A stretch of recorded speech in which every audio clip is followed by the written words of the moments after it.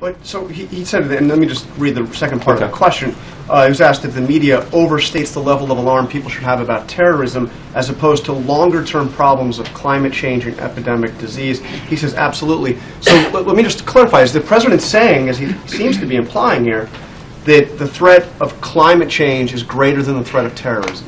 I think, John, the point that the president is making is that there are many more people on an annual basis who have to confront the impact, the direct impact on their lives of climate change or on the spread of a disease than on terrorism.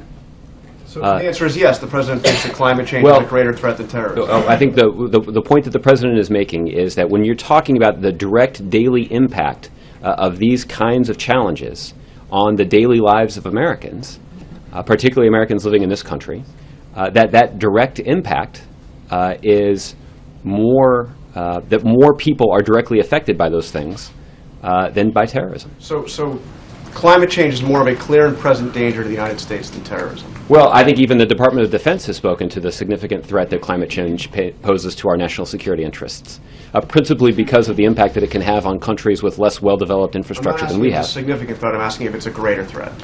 Well, again, I wouldn't have a whole lot more to say about what the president has said in that interview.